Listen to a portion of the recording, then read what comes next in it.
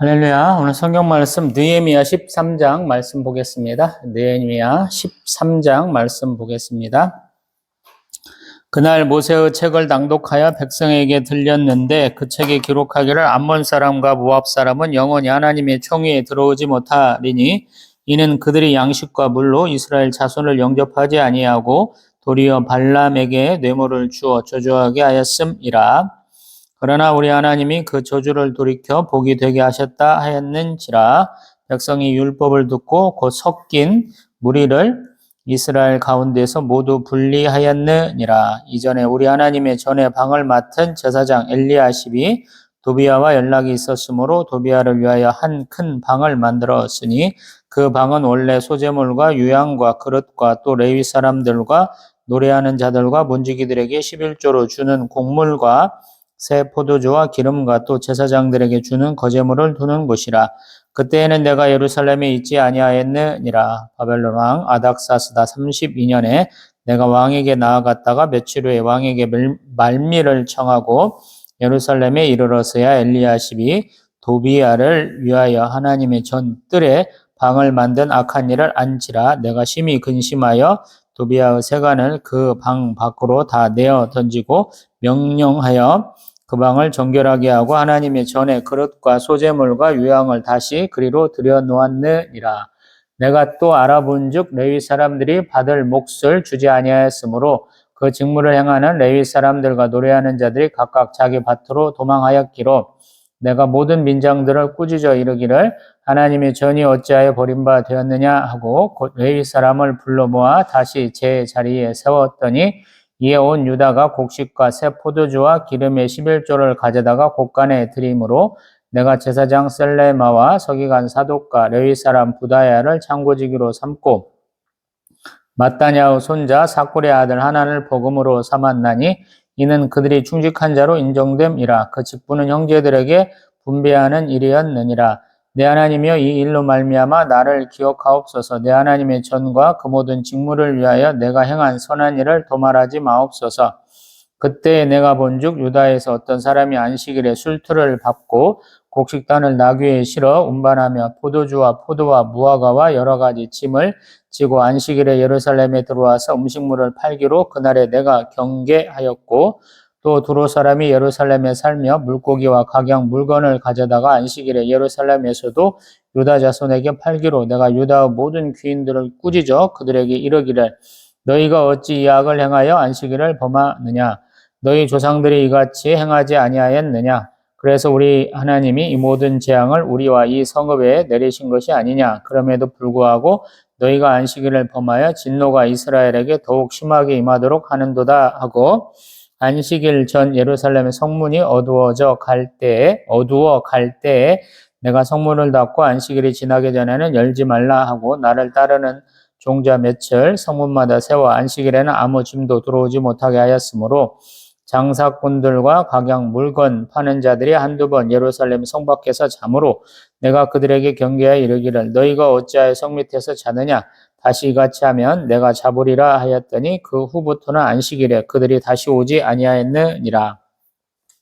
내가 또 레위 사람들에게 몸을 정결하게 하고 와서 성문을 지켜서 안식일을 거룩하게 하라 하였느니라. 내 하나님이여 나를 위하여 이 일도 기억하시옵고 주의 크신 은혜대로 나를 아끼시옵소서. 그때 내가 또 본즉 유다 사람이 아스돗과 암몬과 모압 여인을 맞아 아내로 삼았는데 그들의 자녀가 아스돗 방언을 절반쯤은 하여도 유다 방언은 못하니 그 하는 말이 각 족속의 방언이므로 내가 그들을 책망하고 저주하며 그들 중 몇 사람을 때리고 그들의 머리털을 뽑고 이르되 너희는 너희 딸들을 그들의 아들들에게 주지 말고 너희 아들들이나 너희를 위하여 그들의 딸을 데려오지 아니하겠다고 하나님을 가리켜 맹세하라 하고 또 이르기를 옛적에 이스라엘 왕 솔로몬이 이 일로 범죄하지 아니하였느냐 그는 많은 나라 중에 비길 왕이 없이 하나님의 사랑을 입은 자라 하나님이 그를 왕으로 삼아 온 이스라엘을 다스리게 하셨으나 이방 여인이 그를 범죄하게 하였나니 너희가 이방 여인을 아내로 맞아 이 모든 큰 악을 행하여 우리 하나님께 범죄하는 것을 우리가 어찌 용납하겠느냐 대제사장 엘리야십의 손자 요야다의 아들 하나가 호론 사람 산발랏의 사위가 되었으므로 내가 쫓아내어 나를 떠나게 하였느니라. 내 하나님이여 그들이 제사장의 직분을 더럽히고 제사장의 직분과 레위 사람에 대한 언약을 어겼사오니 그들을 기억하옵소서.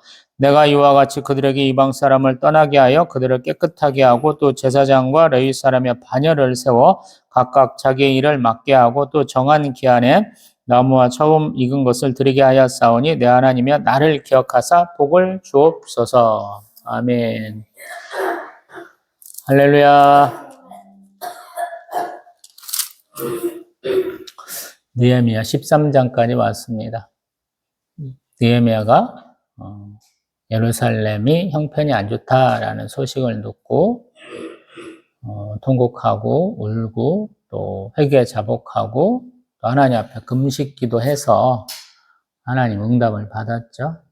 그래서 술관원이 되고 왕 앞에서 자기 낯빛이 좀 어두울 때, 병색이 좀 있을 때 왕과 왕비 앞에 자기의 소망을 아뢰어서 이렇게 예루살렘의 총독으로 왔고 그가 이룬 역사에 대해서 우리가 쭉 여태까지 보아왔어요. 근데 어떤 핵심이라고 할까 보면은 성벽 중수, 성벽 건축만이 아니고 이스라엘 나라가 지금 이제 멸망한 다음부터 140년이라는 세월이 지나서 성전도 짓고 약 70여 년이 지났는데도 불구하고 여전히 성전을 통한 백성들이 하나님께 제사 드리거나 율법대로 사는 것을 몰랐다라는 것이거든요. 물론 2차 포로 때 에스라 학사가 오긴 했지만 그는 그냥 종교 지도자였던 것 같아요. 그래서 그 사람에게 더 힘을 실어준 사람, 동역자로서 느헤미야 총독이 일해서 지금 느헤미야에서의 핵심도 어떤 면에서 보면 모세의 책, 아마도 신명기쯤 되지 않을까 싶기도 하고 그런데 그 말씀을 듣고 백성들이 회개 자복하고 우리가 하나님 말씀대로 살겠다 이렇게 결단하는 장면들을 보았죠. 우리가 참 대단하다고 제 개인적으로 얘기해 본 것은 지금 아무도 율법을 모르고 하나님의 백성이 어떻게 살아야 되는지도 잘 모르는 상황 가운데서 이렇게 하나님의 준엄한 심판의 내용들을 들었기 때문에 굉장히 각성을 했었죠. 그리고 우리가 정말로 하나님의 백성처럼 살아보겠다. 우리가 140년 전에 있었던 그 다윗 왕조 같이 생활을 해보겠다라고 결단했던 장면을 보았기 때문에 저희가 굉장히 은혜를 많이 받았었어요. 근데 우리 13장에 오면 그러한 것들이 흐트러지는 것, 잘 안 지켜지는 것을 보게 돼요. 그래서 조금 씁쓸해하기도 합니다. 13장 1절에 보면은 암몬 사람과 모압 사람은 영원히 하나님의 총위에 들어오지 못한다. 이게 신명기 23장에 나오는 내용이거든요. 사람들을 분리해냈다라고 그래요. 이거는 에스라 학사도 하는 얘기고 느헤미야 총독도 동의한 내용이에요. 이스라엘은 굉장히 혈통적으로 순수하기를 원하죠. 그래서 12지파, 누가 누구냐, 조상이 누구냐를 다 알아야 된다는 거예요. 우리 유교도 5대조 조상까지는 알아야 되죠. 이 사람들도 되게 그 정도까지 알아야 된다라는 거예요. 더 깊이 올라가까지 알면 더 좋고 적어도 그러한 근거가 있어야 자기의 직업, 자기의 사명과 소명을 행할 수 있거든요. 제사장들, 레위인들 이런 사람들은 반드시 있어야 돼요. 자기의 소임을 하기 위해서. 근데 지금 문제가 뭐냐면 4장에 보면은 하나님의 전의 방, 이게 뭔 얘기냐면 성전이 있으면 성전 옆에다가 여러 가지 다락방들을 많이 만들었거든요. 그 다락방들 중에 일부를 지금 제사장 엘리야십이 도비아라고는 유대의 대적에게 이렇게 줬다라는 거예요. 참 우습죠. 제사장들만 쓸 수 있고 레위인들만 쓸 수 있는 자리를 이스라엘의 대적 도비아에게 주었다라는 거예요. 그리고 그 원래 방의 쓰임새는 뭐냐면 5절에 있는 것처럼 소재물, 유황, 그릇, 곡물, 세포도주, 기름 등을 거제물들을 두는 곳이다라는 거예요. 그걸 남한테 줬다라는 거예요. 엉터리죠.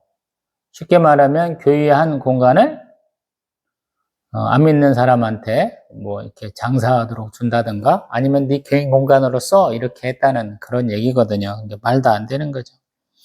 그리고 그때는 무슨 일이 있었냐면 6절에 보니까 아닥사스다 왕 32년에 내가 왕 앞에 나아갔다가 다시 돌아왔던 때다. 그래. 참 우습죠, 신앙생활. 저도 이렇게 부교육자로 이렇게 교회에서 사역할 때 보면 담임 목사님이 출타하시면 어디 세미나를 가시던가 선교여행을 가신다 그러면 담임 목사님한테 눈도장 찍으려고 새벽 예배 드리던 사람, 수요 예배나 금요 예배 드리던 분들은 그날은 꼭 빠지시더라고요. 100중 100이 빠져요. 예배를 하나님께 드리는 게 아니고 목사의 눈에 맞춰서 드리는 분들이 있더라고요. 말도 안 되는 짓이죠. 근데 그런 짓을 너무 뻔뻔하게 하시더라고요.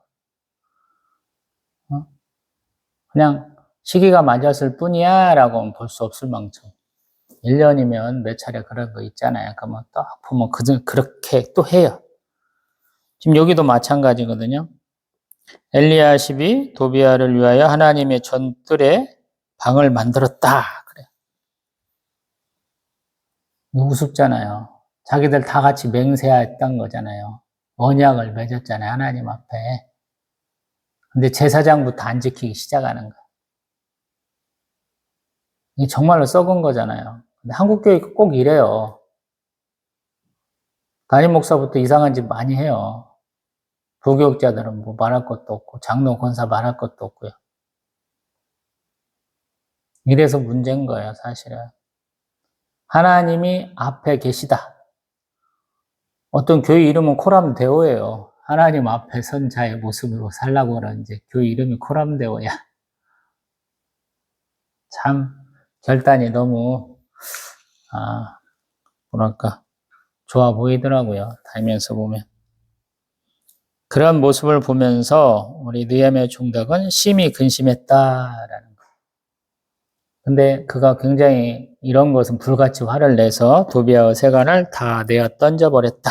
그리고 다시 그 용도에 맞게 하고 또 10절에 이런 일만 있었겠느냐라고 여죄를 파보니까 레위 사람들이 받을 몫을 안 줬다라는 거야. 레위 사람들은 하나님 전에서 봉사하는 사람들이니까 정당한 대가를 받아야 하는데 대가를 안 줬다라는 거야. 그래서 자기 삶의 터전으로 돌아갔다라고 그러니까 11절 내가 모든 민장들을 꾸짖어. 이런 표현이 앞에서는 없었어요. 말도 안 하고 혼자 사귀고 참았다가 적절한 때라고 생각하면 그때 얘기하던 분인데 이제 화가 많이 난 거죠. 야, 잠시 그동안 뭐 몇 달이 될 수도 있고 몇 년이 될 수도 있겠습니다만 그 기간 동안에 너희는 다시 옛날로 돌아가느냐라는 거예요.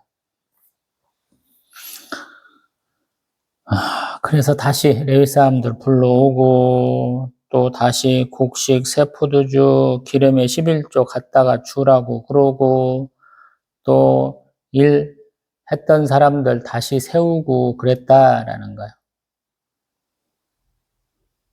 그래서 어떤 면에서 보면 평신도에게는 담임 목사님이 영적 권위에 순종하라는 얘기를 제가 많이 합니다. 왜냐하면 그분들조차도 없으면 신앙생활 이상하게 하시는 분들이 참 많거든요. 신앙생활은 사회생활이 아니에요, 여러분. 많은 분들이 사회생활처럼 하거든요. 끼리끼리 모여가지고 눈앞의 것만 신경 쓰면 되고 뒤돌아서면 딴 얘기하고 딴짓하고. 근데 그게 신앙생활이 아니에요, 여러분.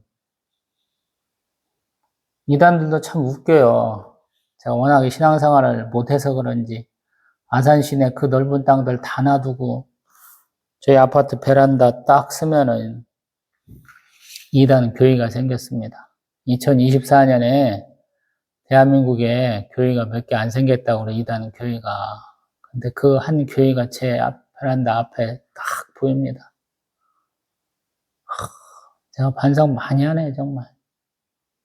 예전에는 이 개척할 때 예배당 자리를 보러 갔더니만 아산 배방이라는 데서 좀 넓은 공간이 있더라고요. 봤더니만 그게 지금 제 베란다 앞에 있는 그 교회가 예전에 예배당으로 썼던 곳이더라고요. 저하고는 뭔 악연이 그렇게 많은가 봐요. 지나갈 때마다 제가 저주를 퍼붓습니다.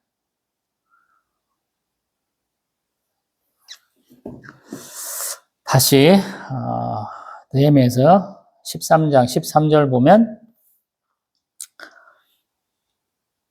새로운 사람들을 또 세웠다라는 거예요. 왜 그랬을까요, 그러면? 그전 사람들이 감당 못한 거예요. 참 우습죠? 한국교회도 그런 일들이 참 많아요. 저 같은 개척교회 목사들이 자꾸 사라지면 무슨 일이 벌어질까요? 참담하거든요, 여러분. 제가 신대원 입시 볼 때 저희 교단 가장 좋은 신대원이었기 때문에 4.3 몇인가 4.35대 1인각이었어요. 지금은 경쟁률이 더 팍 줄었을 거야, 아마. 안 알아봐도. 2년 후에 되니까 뭐 3점 몇인가 이렇게 떨어지더라고. 점점 목회하겠다는 사람이 없어져요. 저희 교단도 자체적으로 엄청난 문제가 많았고요. 사회적으로도 지금 문제가 굉장히 많이 되고 있죠. 누가 가서 새벽제단 쌓고 누가 가서 하나님 앞에 기도하려는가 모르겠어요.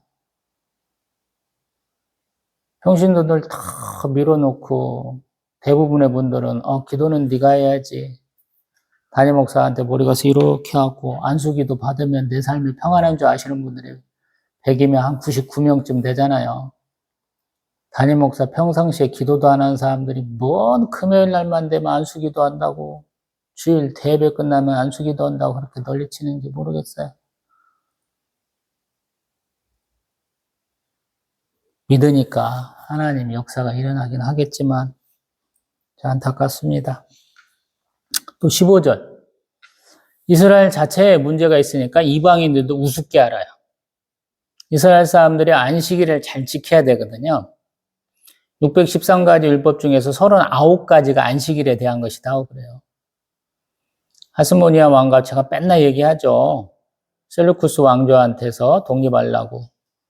초창기에는 안식일 날 싸우면 안 되니까 그냥 그 자리에서 맞아 죽었잖아요. 물론 이제 조금 지나면서는 아니었겠지만 안식일이 왜 이렇게 중요합니까? 창조 때부터 하나님 말씀하신 거라 그래요. 율법의 핵심이에요. 일제시대 때 참 믿음 좋았을 때는 그 안식일을 대체한 주일이니까 주일날 찬밥 먹었잖아요. 많은 분들이. 우리 6, 70년대까지도 주일날 거룩하게 질리니까 돈 쓰면 안 돼. 그래서 우리 교단의 유명한 신학자가 초청 강사로 오신 분인가 이렇게 택시 태워 보냈다가 다른 데로 쫓겨나셨잖아요. 어떻게 보면은 참 말도 안 되는 것 같은데 21세기, 20세기에는 안 어울렸던 것 같은데 어떤 때 보면 믿음이 참 좋잖아요.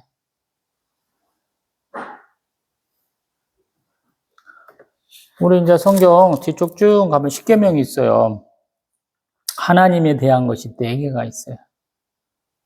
첫 번째가 너는 나 위에 다른 신들 두지 말라. 두 번째가 우상 만들지 말라. 세 번째가 하나님 이름 함부로 망령되이 부르지 말라. 네 번째가 안식일이. 안식일을 꼭 지켜라. 하나님을 믿는 사람이라면 안식일을 지켜야 되는 거예요. 우리는 기독교죠. 유대교하고는 조금 다르잖아요. 주님의 그 십자가 사랑과 부활을 우리가 기념하기 위해서 주일을 지내잖아요. 하루 다음에. 주님이 부활하신 날, 주일을 지키는 사람들이잖아요. 근데 충분히 안식일의 개념도 우리가 포함하고 있죠. 확장시켜서. 그 안식일에 와서 장사하는 사람들이 있더라라는 거예요. 그래서 어떻게 했어요? 금지했잖아요. 느헤미야 총독은.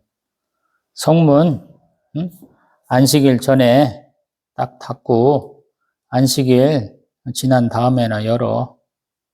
그리고 온 놈들이 자꾸 안식일 날 새벽같이 안식일 지나고 새벽같이 와서 하려고 그러니까 혼내주겠다 하고 쫓았다라고 얘기하잖아요.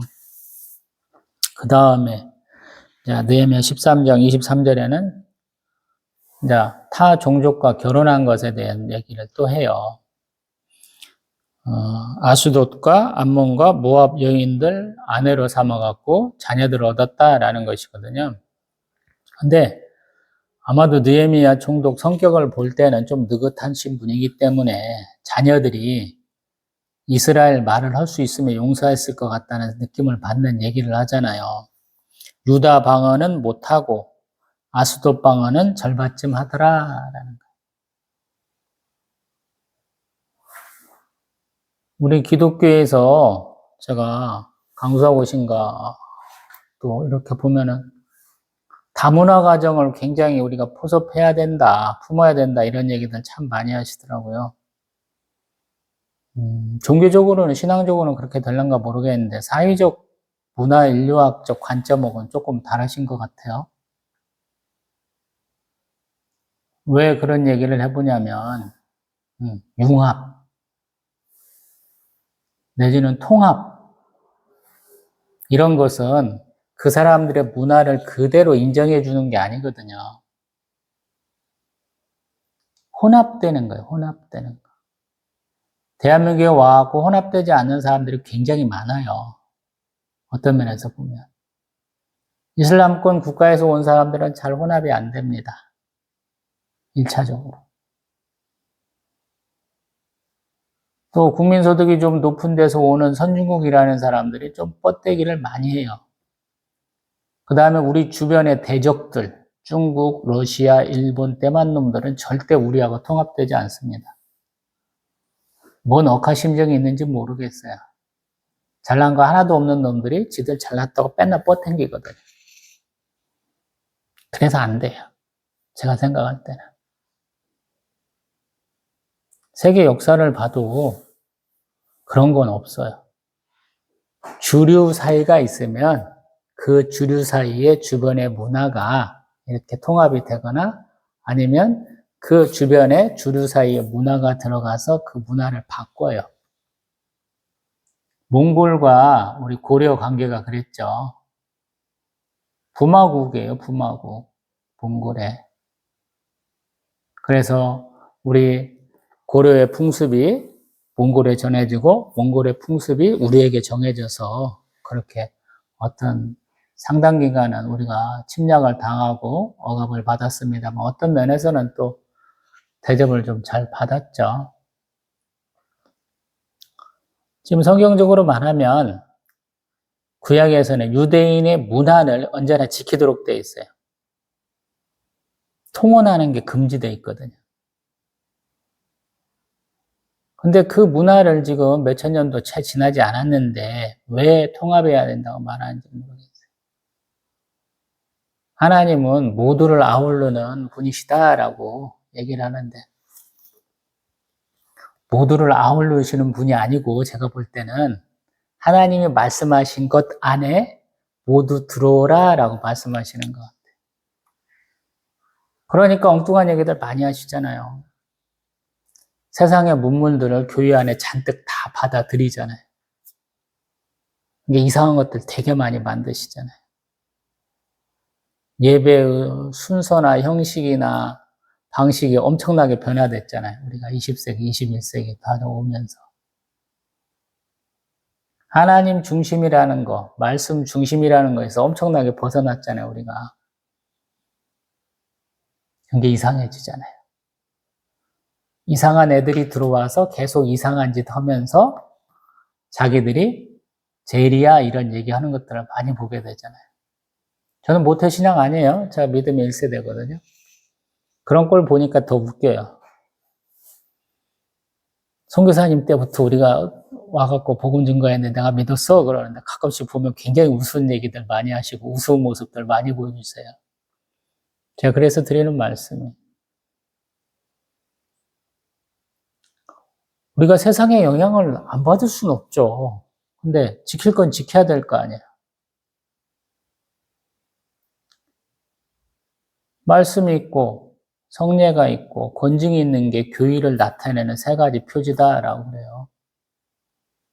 또 은혜의 표지는 세 가지를 얘기해요. 말씀, 성례, 그 다음에 기도. 요거는 지켜야 될 거 아니에요. 신대원 다니면서 성찬식 많이 할수록 좋대요. 1년에 한 4차례씩 하시라고 그래요. 저희 교회는 한 6번은 하려고 그런 것 같아요. 가족이에요. 3명이에요. 아들내미 지금 기침하고 막 그런 놈은 아직 초등학교 5학년이라 성찬식의 대상도 아니어서 저희 부부만 합니다. 오래 안 걸려요. 채플 시간에 이렇게 하는 거 보면 1000명, 2000명 성찬식 어떻게 해요? 별로 안 걸립니다. 10분, 15분이면 끝나요. 준비하는 분들만 많이 있으면 돼. 앞으로 나오라고 그래서 꼭 그런 짓 하지 않고 나눠주시는 분들 많이 있으면 돼요. 왜 안 하는 거야?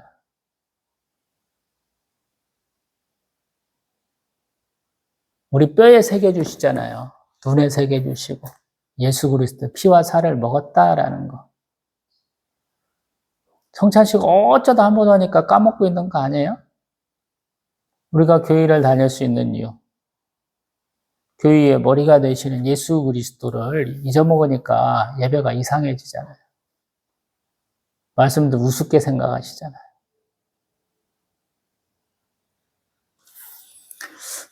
다시 말씀으로 가봅니다.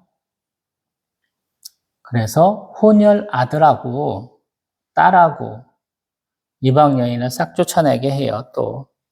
그리고 그 잘못된 예로서 솔로몬 왕을 얘기를 합니다. 솔로몬 왕이 이방 여인 맞아갖고 그렇게 나라가 망했어 라는 것이고, 또 대표적으로 잘못한 사람 대제사장 엘리야십이라는 사람의 손자가 있다라는 거예요. 교육 잘했어야 되죠. 근데 그놈이 호론 사람 산발랏의 사유가 되었대요. 이건 대제사장이 잘못한 거잖아요. 집안 단속은 잘못한 거죠. 산발랏 우리가 기억하면 이스라엘의 대적이죠. 산발랏도 대적이고 아까 나왔던 도비아도 대적이에요. 이런 놈들하고 서로 교통하면서 하나님 앞에 나아가지 못하게 하고 한 것이거든요.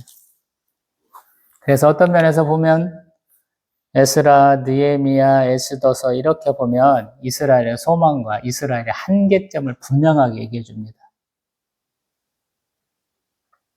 아주 소수의 사람만 하나님을 잘 믿어요.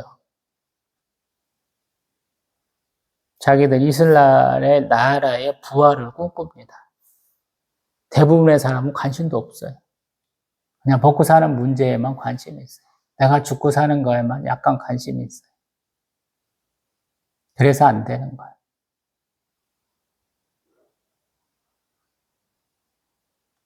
우리가 예루살렘, 현재 이스라엘 나라를 굉장히 낮게 보죠.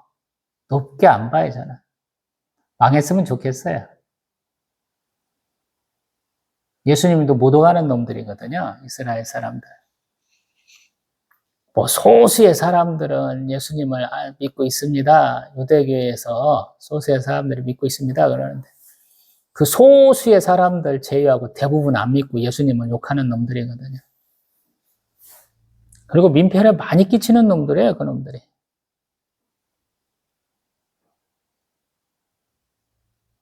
굳이 지원할 필요가 없어요. 그놈들하고 우리나라 대한민국과는 또 외교 관계가 잘 맺어져 있습니다. 우리가 일본하고 싸울 때마다 편들어주는 나라가 이스라엘이야. 정치적으로는 굉장히 좋은 동맹 국가입니다. 근데 종교적으로 좋은 국가가 아니에요. 왜 그렇게 됐을까요? 보면 이놈들의 그냥 기본 습성이에요. 천성이 그래요, 천성. 우리 믿는 자들에게 가장 안 좋은 예를 보여주는 애들인 것 같아요. 쉽게 말하면. 하나님은 자꾸 어르시고 달개시고 선물도 주시고 사랑도 해주시고 어떤 때는 혼내시고 매도 드시고 그러는데 온전히 하나님을 바라보는 사람들이 아니에요. 근데 제가 이렇게 욕하면서도 항상 하는 말이 있잖아요. 너나 잘해. 제 모습이 그 모습인 것 같아서 항상 뜨끔뜨끔해요. 제가 이런 사람 아닐까? 우리 사도 바울이 얘기한 대로 보면 나는 예수 그리스도께서 닦아놓은 터 위에 금은 보석, 나무 지풀로 이렇게 세워져 가는 사람이고 예수 그리스도와 함께 지어져서 그가 거하실 거룩한 처소, 성소가 성전이 되어가는 사람인데 나는 어떻게 성전을 꾸미고 있을까라는 거예요. 오늘 보는 것처럼 이 도비아라는 놈처럼 거룩한 성전의 한쪽을 이상한 놈들이 쓸 수 있도록 악용하고 있지는 않나.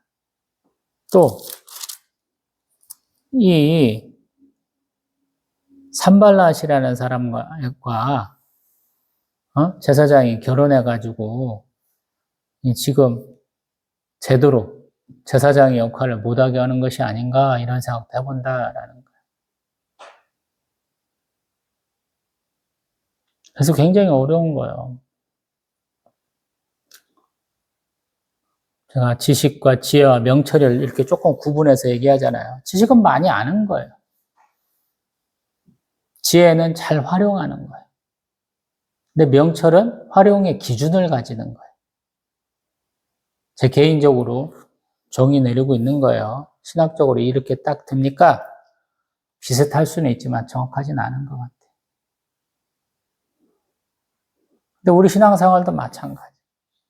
막 하나님 앞에 무슨 행동을 하는 것이 좋다라고만 생각을 하는 것 같아요. 아까도 말씀드렸지만 새벽 제단 쌓고 예배 잘 드리고 좋은 거예요. 근데 예배를 뭘로 활용하는 거예요? 하나님 앞에 영과 진리로 예배 드리는 거예요? 아니면 목사 눈앞에 들으려고 그런 거예요? 기준이 있어야 되잖아요, 기준이. 제가 부교육자로 사역하는 교회들의 많은 교회들은 참 이게 예배인지 아니면 극장인지 아니면 뭐 콘서트장인지 야구장인지 좀 모를 정도로 이게 난맥상이 굉장히 크더라고요. 왜 예배 안 드리고 다 딴짓 하시는가 모르겠어요. 앞에 있는 사람만 탓해요, 목사님만. 당연히 여름에는 졸리고 겨울에는 춥고 그러죠. 많은 사람이 모여있으면 산소 부족하니까 집중력 흐트러지고요. 누구 한 사람 움직이면 막 이렇게 시끄럽고 집중이 안 되죠. 그래서 온전히 목사한테만 이렇게 책임을 돌리는 경우가 많더라고요. 마이크 소리 좀 작으면 어때요? 막 핏대 올리면서 막 질러야 되나요?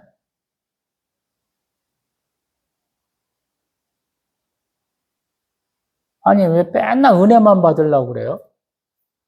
성경에 있는 말씀만 제대로 해석해줘도 감사한 거 아니에요? 맨날 위로받아야 되는데, 성도들이.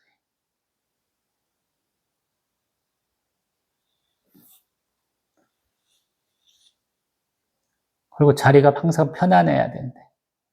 모시고 갔다가 모셔다 드려야 된대.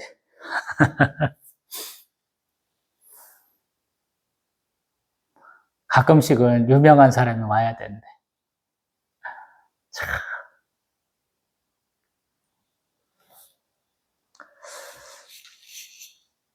왜 그렇게 바뀌었나 몰라요? 유명한 교회, 큰 교회의 잘못이에요, 그게. 자기들은 할 수 있으니까 보여주려고 한 것 같아요, 처음에는. 이 정도 누려도 돼? 라고 착각한 것 같아요. 이상한 사람들 많이 양상해내고 이상한 교육자들이 물드니까 전체적으로 싹 물들어버린 것 같은 그런 느낌 받아요, 저는.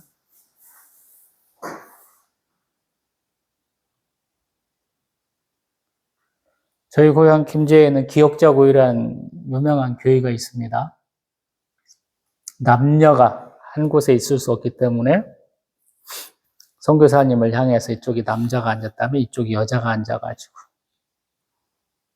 남녀가 구분돼서 예배드리던 그런 교회예요. 그 재밌는 게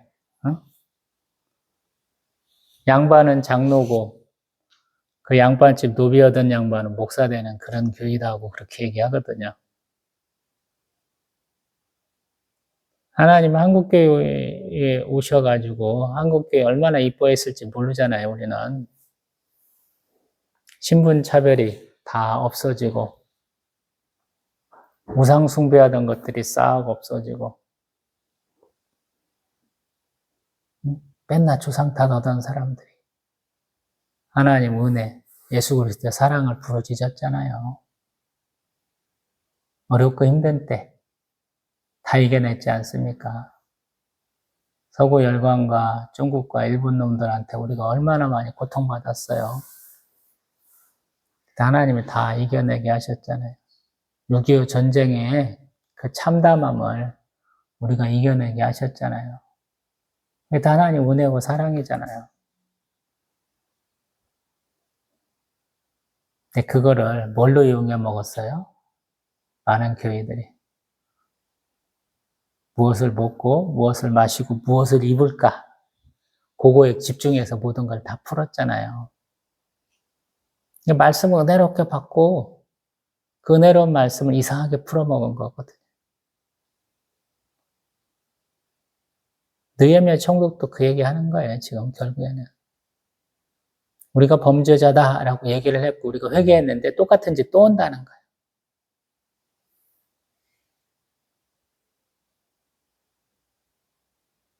나쁜 놈들이야. 그러면서 그것은 내 모습이다.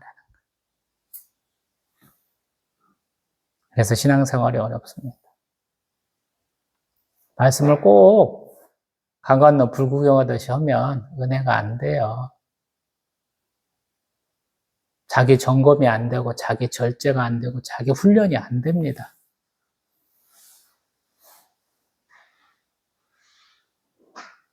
가장 은혜를 받을 수 있는 방법, 성경에서 혼나는 사람이 돼보는 거예요, 내가. 오늘 느헤미야 총독이 불같이 화내는 사람들이 있잖아요. 성전의 한 방을, 제사장을, 이방 여인을, 사랑한 사람들, 말도 안 되는 짓거리 한 사람이 나라고 한번 생각을 해보세요. 실제로 우리한테 그런 면들이 많거든요. 저는 신앙생활 하면서 참 저 사람은 너무너무 깨끗해 한 사람 한 명도 못 만나봤어요. 그 사람이 그런 모습이라는 거 아는데 1년도 안 걸려요, 여러분. 여러분도 사회생활 해보셨잖아요. 30세만 넘어도 세상 물정 거의 다 아시잖아요. 얼마나 부조리한지 다 아시잖아요. 어젯밤에는 우리 윤석열 대통령이 사건 사고를 쳤거든요. 계엄령 선포하고 또 취소됐거든요. 근데 우리도 그런 짓 참 많이 해요. 신앙생활 하면서. 지 감정에 못 이겨가지고. 하나님 앞에 참담한 얘기 많이 하잖아요. 태극기 부대들 왜 있었어요? 땅 투기하는 목사 좋다고 우리 선교사들 교회 목사들 얼마나 가서 으쌰으쌰하고 대정부 투쟁한다고 별짓 다 했잖아요. 사람들 참다 못해갖고 포기하고 그 교회 땅 니네나 가져라. 우리는 너 빼놓고 개발하마 이렇게 됐잖아요.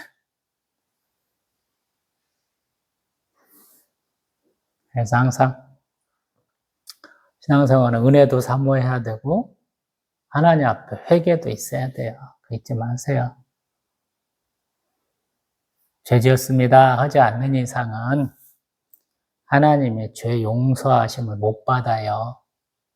예수 그리스도의 십자가 사랑을 못 받는다 이 말씀이에요. 많은 분들이 내가 죄 없어. 예수님의 십자가 대속으로 그 거룩한 핏부름으로 내 죄가 다 사해졌어. 그러면서 나는 죄 없는 사람이야. 이렇게 바보같이 사시잖아요. 죄는 사해져도 죄값은 남아요. 잊지 마세요. 이상하게 얘기해서 그래 다른 분들이. 죄값은 치릅니다. 그리고 매일매일 내가 또 짓는 죄는 또 죄값을 치르고 죄사함 또 받아야 돼. 한번 구원받으면 끝이야. 이게 쉽지 않은 거라는 말씀 드려봐요. 그 얘기 하시는 분들은 미안한 얘기지만 사람들 꼬시는 거예요. 그냥 편안하게 해주시려고. 제가 봤을 땐 굉장히 어렵더라고요. 그분들 은퇴하시고 이후가 어려워요. 거짓말 많이 했기 때문에 비양심적으로 사셨기 때문에 목사님들이 굉장히 괴롭게 사시더라고요. 현혹되지 마시고 궁금하면 하나님께 기도하시고 응답 받아보세요. 제 말도 다 맞는 건 아닙니다.